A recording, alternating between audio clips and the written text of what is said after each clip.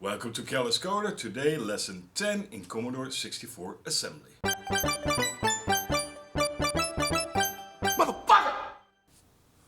Fascinating. Today in lesson 10 we will discuss raster interrupts. Yo buddy. No, not right now. I'm recording a video, alright? A bit later. So today we'll talk about raster interrupts. Dude, I said a little bit later, that is not immediately. Stop interrupting me.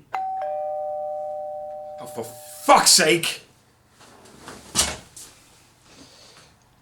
One eternity later. Right, today. And playing SID tunes. So let's jump in and have some fun. So I hope OBS will now behave because it's been a pain on the audio side. So today another combined lesson, raster interrupts and playing SID tunes. Now playing SID tunes with Kick Assembler is really easy. And setting up raster interrupts is something that you always do when you want to create a game or a demo because you want to be in sync with what is displayed on screen. So you have about 19,000 cycles for a single screen.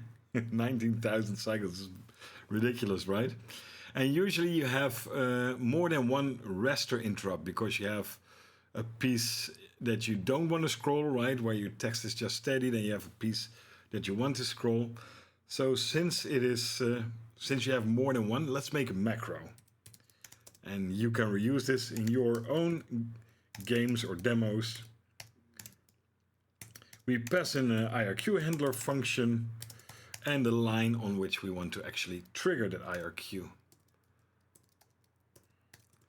So I want to create, let's call it my IRQ, and we return from IRQ interrupt. Don't do an RTS, you will have debug hell, RTI. Before you start setting up an interrupt, you want to disable interrupts. So SID, that's a new command for you guys, that sets the interrupt disable register. And then we should also clear that right after we're done. Sometimes I forget this and then you go like, oh, why doesn't it work? We have basic and kernel still enabled. So what we're going to do is actually use interrupt vector 314, 315, which is the interrupt handler vector. So we need to load the low byte, and this is loading the low byte, the small one, from this IRQ handler, the argument into A, and we need to store that in $314, 0314. And when you page out basic and the kernel, it's actually FFFE. That's then the interrupt vector for a raster interrupt. And we need to load that high byte. And one guess what the high byte is? Well, it's the greater than, of course, in 315, which otherwise, if you page out kernel and basic, is FFFFF. Now, usually you want a stable raster, so you don't want any other interrupts. So you disable the CIA, and you do that by setting bit 0 of the CIA register, DCOD. And then we also need to actually acknowledge any CIA interrupts. The easiest way is just to read those two registers. So let's do that. Boop, there we go. DD. This will actually acknowledge any pending CIA interrupts. The source code available below again will have all this commented. And then we need to disable bit 8 for the raster interrupt. So I will load again 7F. And I will end that on the $D11 and store that. If we don't reset that 7th bit, or the last bit, then it will actually see that as the 8th bit of your raster lines. We have 312 lines. But usually you want to have a raster interrupt somewhere between 0 and FF. And if this bit is still on, it is actually, that 8th bit there added to what you have in there. So it's all the way at the bottom. You don't want that. Or generally don't want that. And then we need to actually enable raster interrupts. And I only enable raster interrupts. I don't want any sprite interrupts. So I just do a hard store of D01A here. So let me show you if we have the memory map. I needed to look how many raster lines there is. Yeah, D01A, see. Raster interrupt enabled. And I don't want any sprite collisions. And I don't have a light pen, never had, so I just disabled this. I'm currently working on a little game as one of the final lessons, where we use a sprite-to-sprite collision. So in that case you would actually OR, of course, this bit on there, OR, of course. Right, and then we need to tell on which line it needs to trigger it. So we load the argument that we pass in A, and we stored it in D12. We actually read from D12 what the current raster line is, but if you write to it, that actually sets the interrupt where it wants to trigger on. Now we need to make a little basic upstart to main. So let's make the screen black. This is also a nice candidate actually for a macro or a function, but let's just do it like this. Let's set up this, and I want my IRQ, and I want to actually draw a line on 80 hex 128, but I always create the interrupt the line before, because sometimes it's already started to write before the interrupt is actually triggered, and then it's already somewhere in the border. So by waiting on the previous line and then waiting until that is drawn, then I know that I'm actually on the line that I want. And then we can just jump to the current address, because everything will be handled by this interrupt. So let's do, for example, let's increment 0400, that is the upper left corner character. And since we are using the kernel, we do not actually have to store our registers. Otherwise, if you page out the kernel, you will and basic, you will need to store your registers, because you could be somewhere in the code. In this case, not, but if you process your interrupt asynchronously, you could be somewhere in the code, and you need to have your registers saved in. Now it's done, but we need to pull them off. So pull A, transfer A to Y. Pull A, this is the order that the interrupt handler function puts it in, and pull A. And we need to, of course, acknowledge our interrupt. And the quickest way, you actually need to set 1 in the lowest bit. Here it says 1 in the lowest bit. But if you shift to the left, it actually does that. And I recall reading an article, I think in 88 or 89, that this is the most cycle safe way. You waste the least amount of cycles, and I've been ever used it since. So now if we start it, we should actually have a character that increments in the upper left corner. Why is it not building? Build and run, I said. Compilation error. Oh, basic upstart. There we go. For some reason I now have to type run. I don't know what happened. But there we go. So 50 times a second this character is changing, and it is synchronized actually with the screen. We have the interrupt set at 7F somewhere here. So we're not interfering with what is written on the screen. So that is kind of cool. Now I want to create a raster bar. This is the fundamentals of a raster bar. So we need to wait until this 7F becomes 80F. So let's load what is in the D12. so that should be 7F.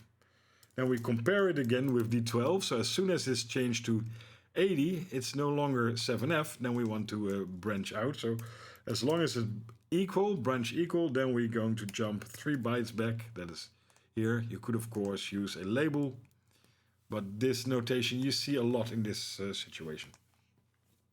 Right, so now here we are on Raster line 80, and we can just set the color to green and store that in the border and in the background. But of course we need to wait until the Raster line actually wrote it completely, so we need to just copy it, and we do the same thing. Put it there. So here we are on Raster line 81, and now we want to actually turn everything black, otherwise we have half of the screen green, Nice. So now we should have a single line. A single green line. There we go. Yeah. It's a bit flickery there, but yeah, this is basically the fundamentals of a Raster bar. If you actually create several of them in a nice tapered color, then you have a Raster bar. We can actually move this quite simply before we actually acknowledge it. I can actually decrement $D12, and then it will just trigger the line before. So we should have a line that actually moves and moves down, I think. Yeah, there we go. So this is really the basic fundamentals of a very unstable Raster bar. And now we want to actually play sound and have this update. And that is very simple in KickAssembler, because we can introduce a variable called music equals load SID. And I have downloaded a SID tune called 80s_add.SID. That is that song, Are You Keeping Up With the Commodore? Because the Commodore is keeping up with you, and you're not keeping up with my vocal abilities, because I suck at singing too. I get these actually from hvsc.c64.org. So if I look for this title, there are literally, well, thousands of them. 80s add. And here it actually tells you where to load it. So if you're not using KickAssembler, you need to load this on 1000 hex. Well, we still need to do that, but KickAssembler will help us with that. The initialization address is 1000 hex. And I believe, but now I'm digging 35 years ago, that if you not use KickAssembler but your own another assembler, you need to add E7. I believe there's E7 bytes in the header. As you can see, this is part of the header. So this is the address that you need to do a jump subroutine to every time that a Raster interrupt is triggered. So 50 times a second, especially on PAL. But we can do that a lot easier. I already had the documentation here. So we did this, and then we do that. Now, I don't understand actually. Let's do that here. I don't understand why they do the start song -1. I always used it without it, and it also works. But yeah, I'm teaching, so I follow what is correct. A good tip is to always do the play at the last music.play as the last statement before your acknowledgement, because this takes quite a lot of cycles. And now we're going to import the song. Let's do that by copying it. It's the easiest way. So what it says, the location is, well, music.location, that's the 1000 hex. This is the name that you will see when it compiles below. It's also a nice little KickAssembler thing that I actually recently found out. I was like, that is cool. And then, well, create a block with music.size bytes and fill it with the byte. The I is the iterator, so it basically will go through the music section one byte at a time and fill it here. So now we should have a loud 80s ad sound saying in the background.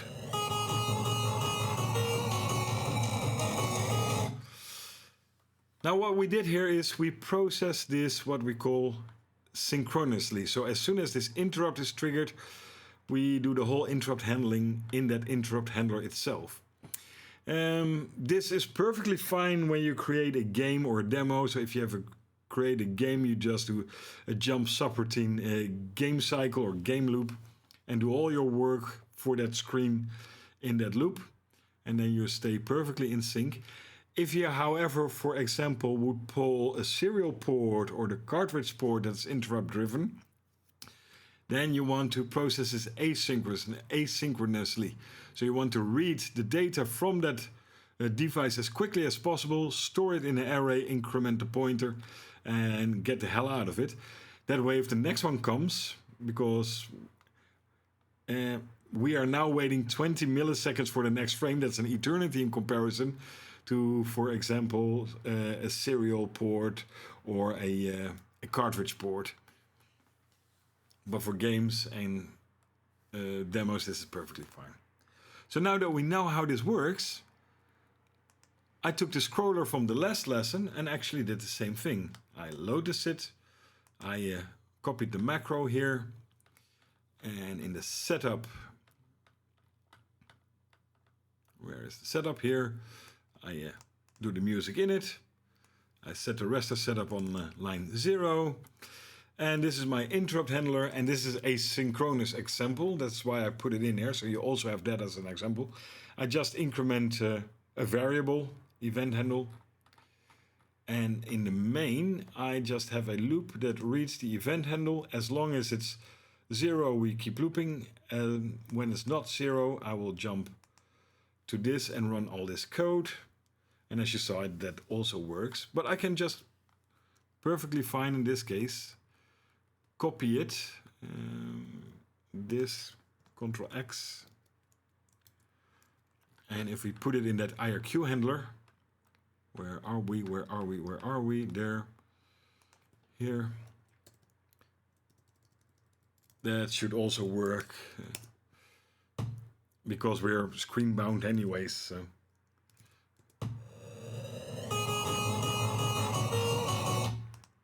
Well, yeah, I'll leave it out. So you also have a asynchronous processing example. Whew! That was a long one, wasn't it? And that's what she said. Yeah, so raster interrupts. Interrupts in general. For fuck's sake, stop interrupting me, everybody! It's almost like being a real programmer. Ray, how about this? Ray, can you help me with this? Ray. Well, fuck you all, alright? Jesus, I hope you learned something. Let's see you in the next one. And stop interrupting me!